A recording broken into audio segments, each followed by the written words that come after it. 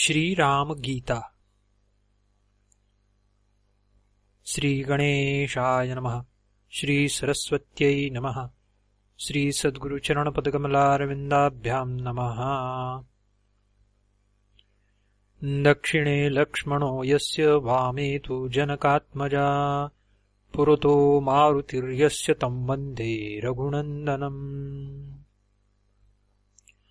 श्री महादेव उवाच। श्री महादेव जी बोले, हे पार्वती, तदनंतर रघुश्रेष्ठ भगवान श्री राम संसार के मंगल के लिए धारण किए अपने दिव्य मंगल देह से रामायण रूप अति उत्तम कार्तिकी स्थापना कर पूर्व काल में राजर्षि श्रेष्ठों ने जैसा आचरण किया है वैसा ही स्वयं भी करने लगे। उदार बुद्धि लक्ष्मण जी के पूछने पर वे प्राचीन उत्तम कथाएं सुनाया करते थे। इसी प्रसंग में श्री रघुनाथ जी ने राजा नृग को प्रमादवश ब्राह्मण के शाप से तिर्यक योनि प्राप्त होने का वृत्तांत भी सुनाया। किसी दिन भगवान श्री राम, जिनके चरण कमलों की सेवा साक्षात श्री लक्ष्मी जी करती है, एकांत में बैठे हुए थे। उस समय शुद्ध विचार वाले लक्ष्मण जी ने उनके पास जाकर उन्हें भक्तिपूर्वक प्रणाम कर अति विनीत भाव से कहा, हे महामते, आप शुद्ध ज्ञान स्वरूप समस्त देहधारियों के आत्मा, सबके स्वामी और स्वरूप से निराकार है, जो आपके चरण कमलों के लिए भ्रमर रूप है। उन परम भागवतों के सहवास के रसिकों को ही आप ज्ञान दृष्टि से दिखलाई देते हैं। हे प्रभो, योगी जन जिनका निरंतर चिंतन करते हैं, संसार से छुड़ाने वाले उन आपके चरण कमलों की मैं शरण हूं। आप मुझे ऐसा उपदेश दीजिए जिससे मैं सुगमता से ही अज्ञान रूपी अपार समुद्र के पार हो जाऊं। श्री लक्ष्मण जी की ये सारी बातें सुनकर शरणागत वत्सल भूपाल शिरोमणि भगवान श्री राम सुनने के लिए उत्सुक हुए लक्ष्मण को उनके अज्ञानांधकार का नाश करने के लिए प्रसन्न चित्त से ज्ञानोपदेश करने लगे।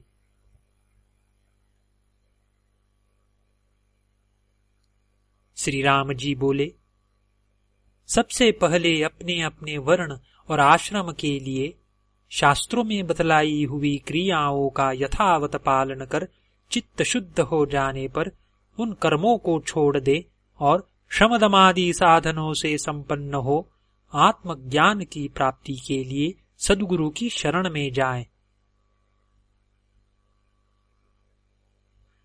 कर्म देहांतर की प्राप्ति के लिए ही स्वीकार किए गए हैं, क्योंकि उनमें प्रेम रखने वाले पुरुषों से इष्ट अनिष्ट दोनों ही प्रकार की क्रियाएं होती हैं। उनसे धर्म और अधर्म दोनों ही की प्राप्ति होती है और उनके कारण शरीर प्राप्त होता है, जिससे फिर कर्म होते हैं। इसी प्रकार यह संसार चक्र के समान चलता रहता है। संसार का मूल कारण अज्ञान ही है और इन शास्त्रीय विधिवाक्यों में उस अज्ञान का नाश ही यानी संसार से मुक्त होने का उपाय बतलाया गया है।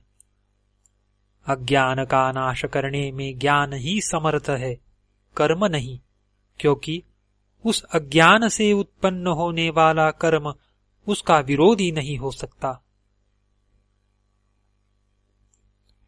कर्म द्वारा अज्ञान का नाश अथवा राग का क्षय नहीं हो सकता, बल्कि उससे दूसरे सदोष कर्म की उत्पत्ति होती है। उससे पुनः संसार की प्राप्ति होना अनिवार्य है। इसीलिए बुद्धिमान को ज्ञान विचार में ही तत्पर होना चाहिए। कुछ वितर्कवादी ऐसा कहते हैं कि जिस प्रकार वेद के कथनानुसार ज्ञान पुरुषार्थ का साधक है, वैसे ही कर्म वेद विहित है और प्राणियों के लिए प्राणियों के लिए कर्मों की अवश्य कर्तव्यता का विधान भी है। इसीलिए वे कर्म ज्ञान के सहकारी हो जाते हैं। साथ ही श्रुति ने कर्म न करने में दोष भी बतलाया है। इसीलिए मुमुक्षु को कर्म सदा ही करते रहना चाहिए। और यदि कोई कहे कि ज्ञान स्वतंत्र है एवं निश्चय ही अपना फल देने वाला है, उसे मन से भी किसी और की सहायता की आवश्यकता नहीं है, तो उसका यह कहना ठीक नहीं। क्योंकि जिस प्रकार वेदोक्त यज्ञ सत्य कर्म होने पर भी अन्य कारक आदि की अपेक्षा करता ही है, उसी प्रकार विधि से प्रकाशित कर्मों के द्वारा ही ज्ञान मुक्ति का साधक हो सकता है। अतः कर्मों का त्याग उचित नहीं है। ऐसा जो कोई कुतर्की कहते हैं, उनके कहने में प्रत्यक्ष विरोध होने के कारण वह ठीक नहीं है। क्योंकि कर्म देहाभिमान से होता है और ज्ञान अहंकार के नाश होने पर सिद्ध होता है। वेदांत वाक्यों का विचार करते करते विशुद्ध विज्ञान के प्रकाश से उद्भासित जो चरम आत्मवृत्ति होती है, उसी का नाम विद्या है, यानी आत्मज्ञान है।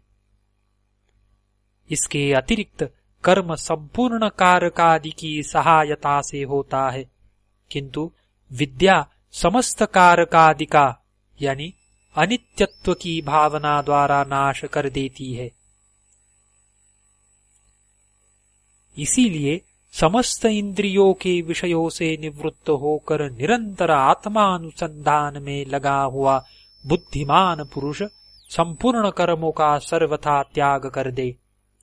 क्योंकि विद्या का विरोधी होने के कारण कर्म का उसके साथ समुच्चय नहीं हो सकता।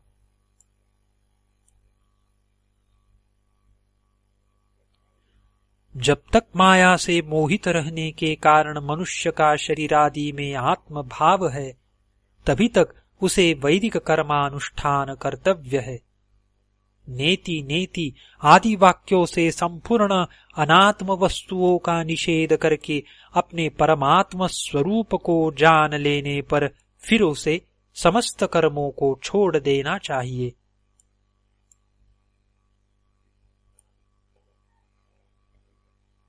जिस समय परमात्मा और जीवात्मा के भेद को दूर करने वाला प्रकाशमय विज्ञान अंतःकरण में स्पष्टतया भासित होने लगता है, उसी समय आत्मा के लिए संसार प्राप्ति की कारण माया अनायास ही कारकादि के सहित लीन हो जाती है।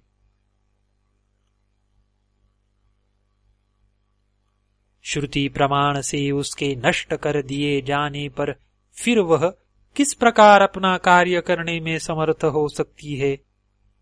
इसीलिए उस एकमात्र ज्ञान स्वरूप निर्मल और अद्वितीय बोध की प्राप्ति होने पर फिर अविद्या उत्पन्न नहीं हो सकती।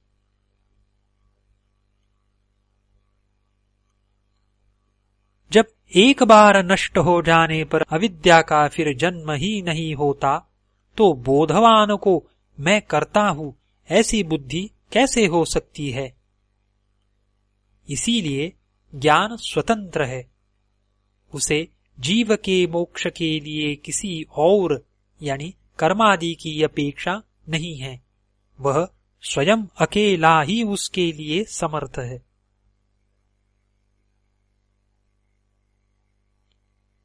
इसके सिवा तैत्तरीय शाखा की प्रसिद्ध श्रुति भी स्पष्ट कहती है कि समस्त कर्मों का त्याग करना ही अच्छा है, तथा ऐतावत इत्यादि वाजसनेयी शाखा की श्रुति भी कहती है कि मोक्ष का साधन ज्ञान ही है, कर्म नहीं। और तुमने जो ज्ञान की समानता में यज्ञादि का दृष्टांत दिया सो ठीक नहीं है, क्योंकि उन दोनों के फल अलग अलग है। इसके अतिरिक्त यज्ञ तो बहुत से कारकों से सिद्ध होता है और ज्ञान इससे विपरीत है अर्थात वह कारक आदि से साध्य नहीं है।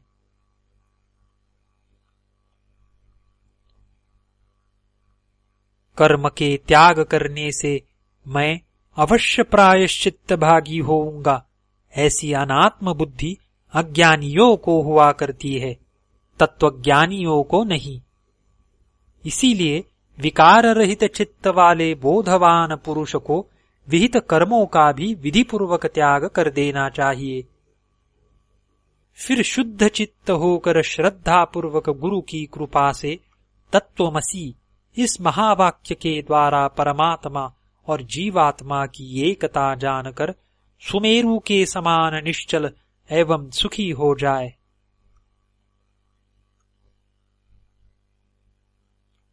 यह नियम ही है कि प्रत्येक वाक्य का अर्थ जानने में पहले उसके पदों के अर्थ का ज्ञान ही कारण है।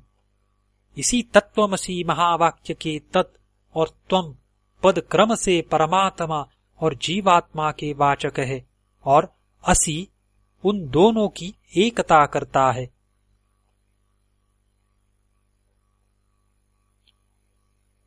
इन दोनों यानी जीवात्मा और परमात्मा, इन दोनों में जीवात्मा प्रत्यक अंत यानी अंतःकरण का साक्षी है और परमात्मा परोक्ष यानी इंद्रियातीत है। इस वाच्यार्थ रूप विरोध को छोड़कर और लक्षणावृत्ति से लक्षित उनकी शुद्ध चेतनता को ग्रहण कर उसे ही अपना आत्मा जाने और इस प्रकार एक ही भाव से स्थित हो।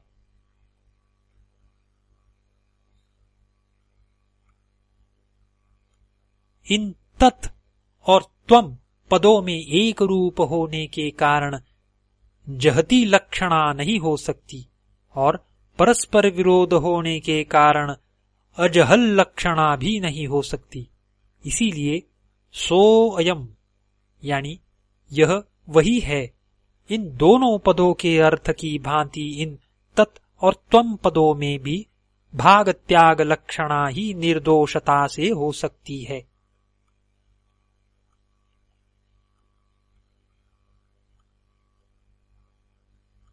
पृथ्वी आदि पंचीकृत भूतों से उत्पन्न हुए सुख दुखादि कर्म भोगों के आश्रय और पूर्वोपार्जित कर्म फल से प्राप्त होने वाले इस महामय आदि अंतवान शरीर को विज्ञजन आत्मा की स्थूल उपाधि मानते हैं और मन, बुद्धि, 10 इंद्रिया तथा 5 प्राण, इन 17 अंगों से युक्त और अपंचीकृत भूतों से उत्पन्न हुए सूक्ष्म शरीर को जो भोक्ता के सुख दुखादि अनुभव का साधन है, आत्मा का दूसरा देह मानते हैं।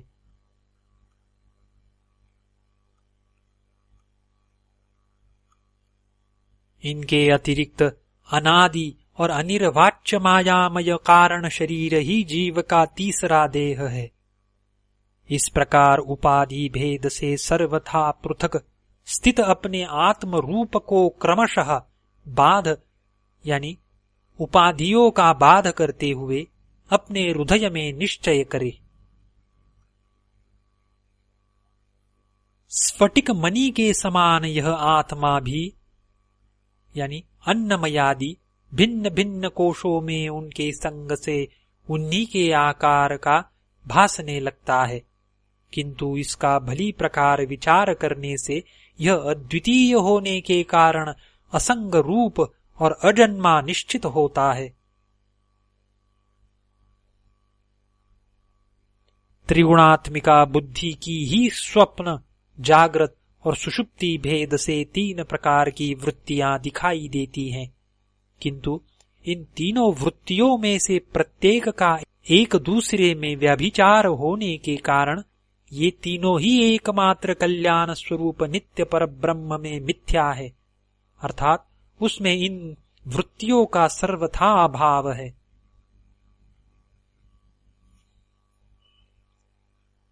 बुद्धि की वृत्ति ही देह, इंद्रिय, प्राण, मन और चेतन आत्मा के संघात रूप से निरंतर परिवर्तित होती रहती है। यह वृत्ति तमोगुण से उत्पन्न होने वाली होने के कारण अज्ञान रूपा है और जब तक यह रहती है तब तक ही संसार में जन्म होता रहता है।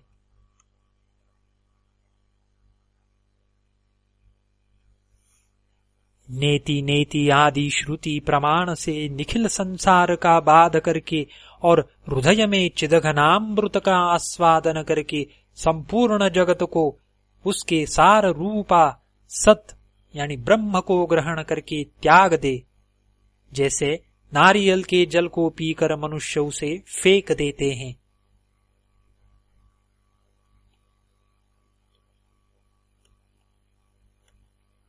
आत्मा न कभी मरता है न जन्मता है, वह न कभी क्षीण होता है और न बढ़ता ही है।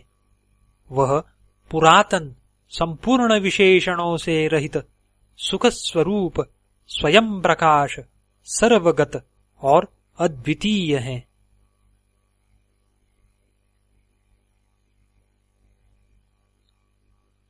जो इस प्रकार ज्ञानमय और सुख स्वरूप है, उसमें यानी ज्ञान होने के बाद यह दुखमय संसार कैसे प्रतीत हो सकता है? यह तो अध्यास के कारण अज्ञान से ही प्रतीत होता है। ज्ञान से तो एक क्षण में ही लीन हो जाता है, क्योंकि ज्ञान और अज्ञान का परस्पर विरोध है।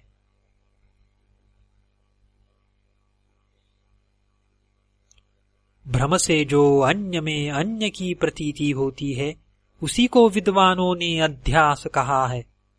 जिस प्रकार असर्प रूप रज्जु में सर्प की प्रतीति होती है, उसी प्रकार ईश्वर में संसार की प्रतीति हो रही है।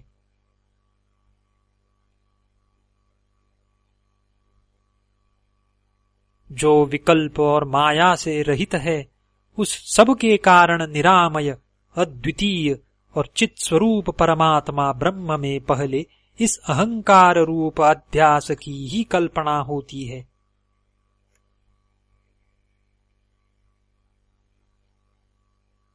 सबके साक्षी आत्मा में इच्छा, अनिच्छा, राग, द्वेष और सुख दुखादि रूप बुद्धि की वृत्तियां ही जन्म मरण रूप संसार की कारण हैं, क्योंकि सुषुप्ति में इनका अभाव हो जाने पर हमें आत्मा का सुख रूप से भान होता है।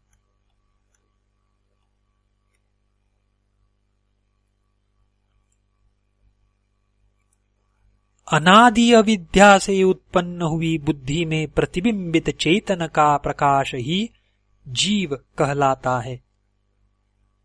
बुद्धि के साक्षी रूप से आत्मा उससे पृथक है, वह परात्मा तो बुद्धि के परिच्छेद से रहित है।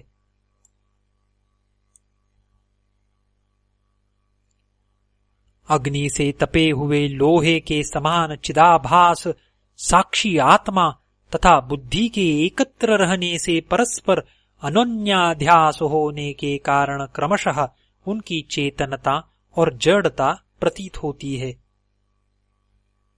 अर्थात जिस प्रकार अग्नि से तपे हुए लोह पिंड में अग्नि और लोहे का तादात्म्य हो जाने से लोहे का आकार अग्नि में और अग्नि की उष्णता लोहे में दिखाई देने लगती है, उसी प्रकार बुद्धि और आत्मा का तादात्म्य हो जाने से आत्मा की चेतनता बुद्धि आदि में और बुद्धि आदि की जड़ता आत्मा में प्रतीत होने लगती है। इसीलिए अध्यासवश बुद्धि से लेकर शरीर पर्यंत अनात्म वस्तुओं को ही आत्मा मानने लगते हैं।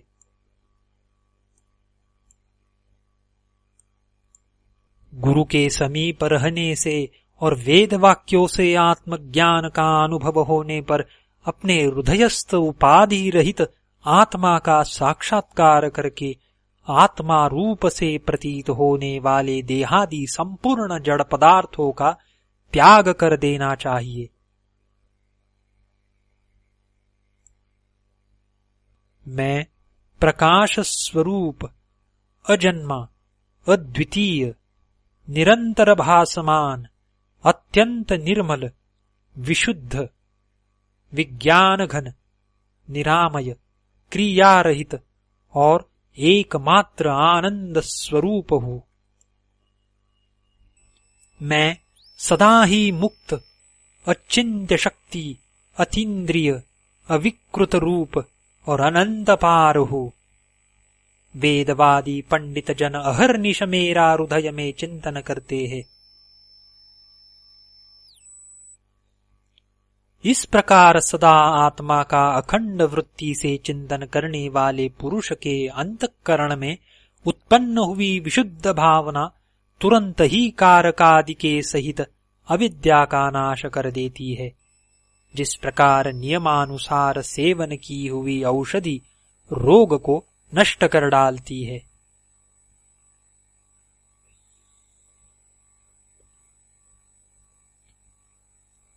आत्मचिंतन करने वाले पुरुष को चाहिए कि एकांत देश में इंद्रियों को उनके विषयों से हटाकर और अंतःकरण को अपने अधीन करके बैठे तथा आत्मा में स्थित होकर और किसी साधन का आश्रय न लेकर शुद्ध चित्त हुआ केवल ज्ञान दृष्टि द्वारा एक आत्मा की ही भावना करे।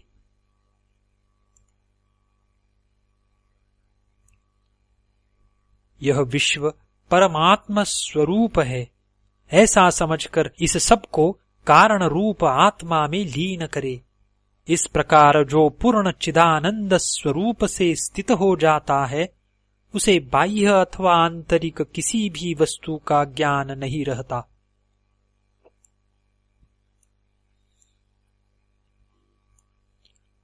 समाधि प्राप्त होने के पूर्व ऐसा चिंतन करे कि संपूर्ण चराचर जगत केवल ओंकार मात्र है। यह संसार वाच्य है और ओंकार इसका वाचक है। अज्ञान के कारण ही संसार की प्रतीति होती है, ज्ञान होने पर इसका कुछ भी नहीं रहता। ओंकार में अ, उ और म ये 3 वर्ण हैं। इनमें से अकार विश्व यानी जागृति के अभिमानी का वाचक है। उकार तेजस यानी स्वप्न का अभिमानी कहलाता है और मकार प्राज्ञ यानी सुषुप्ति के अभिमानी को कहते हैं। यह व्यवस्था समाधि लाभ से पहले की है। तत्व दृष्टि से ऐसा कोई भेद नहीं है।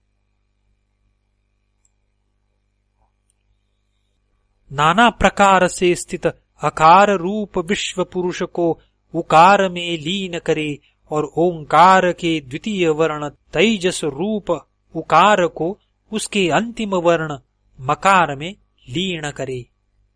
फिर कारणात्मा प्राज्ञ रूप मकार को भी चिदघन रूप परमात्मा में लीन करे और ऐसी भावना करे कि वह नित्य मुक्त विज्ञान स्वरूप उपाधिहीन निर्मल परब्रह्म मैं ही हूँ।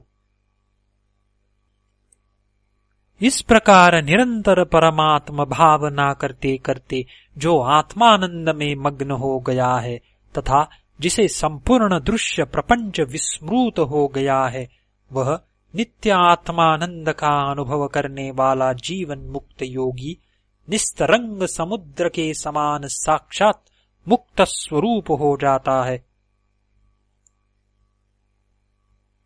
इस प्रकार जो निरंतर समाधि योग का अध्यास करता है, जिसके संपूर्ण इंद्रिय गोचर विषय निवृत्त हो गए हैं तथा जिसने काम क्रोधादि संपूर्ण शत्रुओं को परास्त कर दिया है, उस 6 इंद्रियों यानी मन और 5 ज्ञानेन्द्रियों को जीतने वाले महात्मा को मेरा निरंतर साक्षात्कार होता है।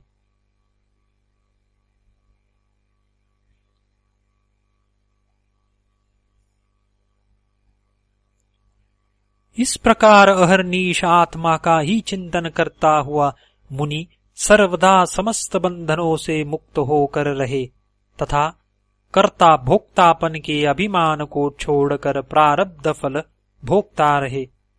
इससे वह अंत में साक्षात मुझ में ही लीन हो जाता है।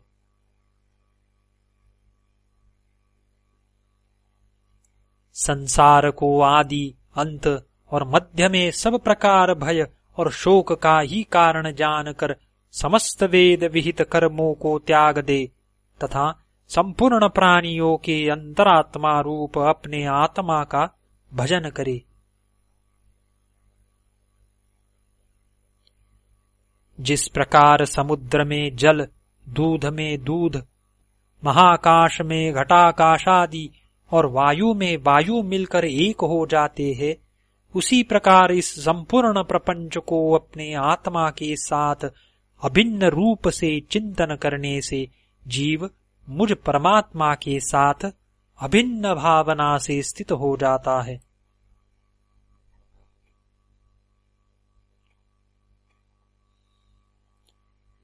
यह जो जगत है वह श्रुति, युक्ति और प्रमाण से बाधित होने के कारण चंद्र भेद और दिशाओं में होने वाले दिग्भ्रम के समान मिथ्या ही है, ऐसी भावना करता हुआ लोक यानी व्यवहार में स्थित मुनि इसे देखे।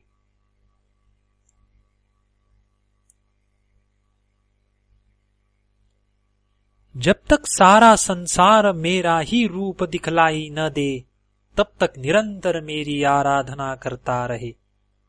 जो श्रद्धालु और उत्कट भक्त होता है उसे अपने हृदय में मेरा रात दिन साक्षात्कार होता है।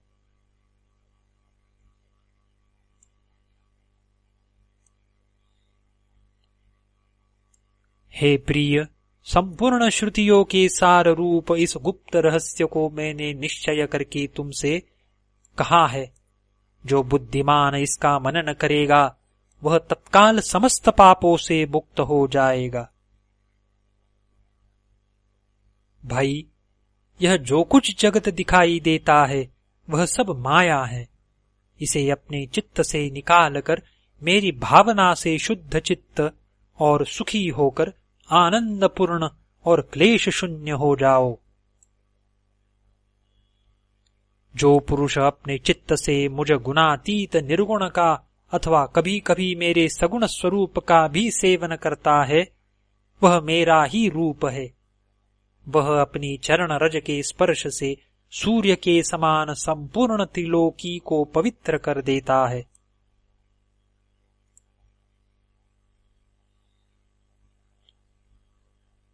यह अद्वितीय ज्ञान समस्त श्रुतियों का एकमात्र सार है। इसे वेदांत वेद्य भगवत्पाद मैंने ही कहा है। जो गुरु भक्ति संपन्न पुरुष इसका श्रद्धा पूर्वक पाठ करेगा उसकी यदि मेरे वचनों में प्रीति होगी तो वह मेरा ही रूप हो जाएगा। इति श्रीमद्अध्यात्म रामायणोत्तरकाण्डान्तर्गता श्रीरामगीता सम्पूर्णा। तत्सत् श्रीकृष्णार्पणमस्तु।